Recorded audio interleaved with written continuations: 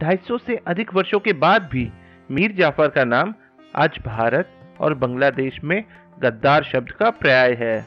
मीर जाफर की शुरुआती जीवन के बारे में हम ज़्यादा नहीं जानते हैं, लेकिन मीर जाफर भारत में एक गरीब एडवेंचरर के रूप में आया था। अपनी शुरुआती जीवन में मीर जाफर एक बहादुर सैनिक के रूप में काफ़ी प्रसिद्ध हुआ और बंगाल के ताकतवर दरबारी अलीवर्दी खान के सैन्य अभियानों में उसने प्रमुख भूमिका निभाई। जल्द ही उसने अलीवर्दी खान का विश्वास जीत लिया और अलीवर्दी खान ने उसे ऊंचे पद पे नियुक्त किया और अपनी सेना का पे मास्टर बना दिया।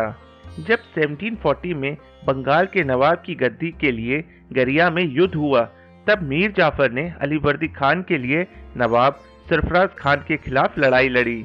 अलीवर्दी खान ने ये लड़ाई जीत ली और वो बंगाल का नया नवाब बन गया। मीर जाफर से खुश होकर नवाब अलीवर्दी खान ने उसे मनसबदार की उपाधि दी। इसके कई वर्ष बाद कटक की लड़ाई में मीर जाफर ने नवाब के भतीजे सौलत जंग की जान बचाई और मराठाओं की छोटी सी सेना को भी हरा दिया।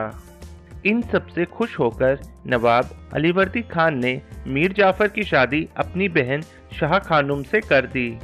बाद में नवाब अलीवर्दी खान ने उसे सेना के प्रमुख के रूप में भी नियुक्त किया, लेकिन अलीवर्दी खान ने अपने बुढ़ापे में अपने अनुभवहीन भतीजे सिराजुद्दौला को ऊंचे ओहदे देने की गलती की और मीर जाफर जैसे अनुभवी व्यक्ति को प्रमोट करना बंद कर दिया।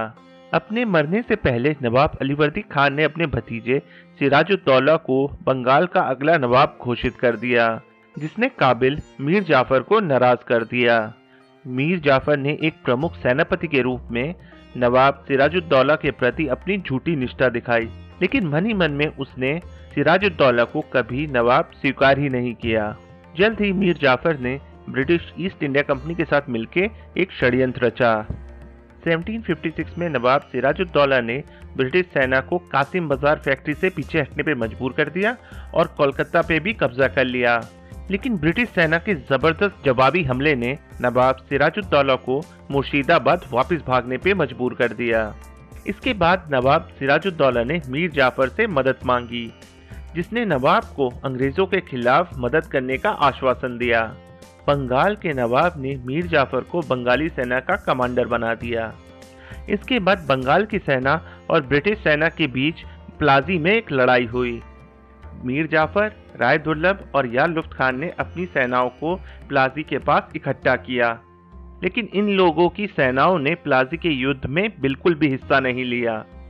प्लाजी की लड़ाई में मीर जाफर के धोखे के कारण बंगाल के नवाब पर ब्रिटिश ईस्ट इंडिया कंपनी की एक निर्णायक जीत हुई।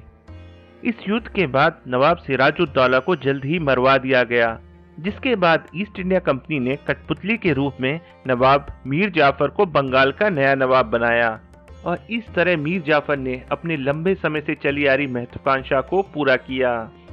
नवाब मीर जाफर ने कलकत्ता के व्यापारी और कंपनी को कलकत्ता पे हुए हमलों का मुआवजा दिया।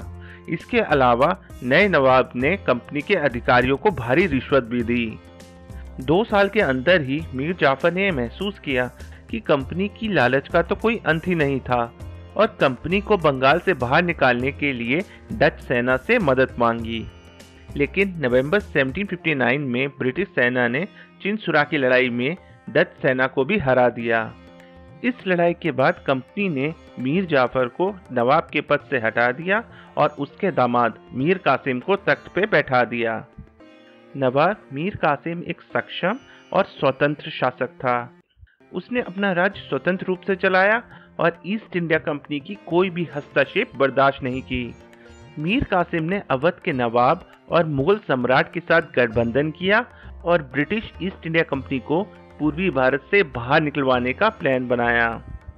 ब्रिटिश ईस्ट इंडिया कंपनी की सेना ने जल्द ही बक्सर की लड़ाई में मीर कासिम और उसके सहयोगियों को हरा दिया और मीर कासिम को सत्ता से हटा दिया। इसके बाद कंपनी ने मीर जाफर को दोबारा 1764 में बंगाल का नवाब बना दिया। अगले ही साल फरवरी 1765 में लेप्रोसी या कुष्ठ रोग के कारण मीर जाफर की मृत्यु हो गई और उसे मुर्शिदाबाद के जफरगंज कब्रिस्तान में दफना दिया गया।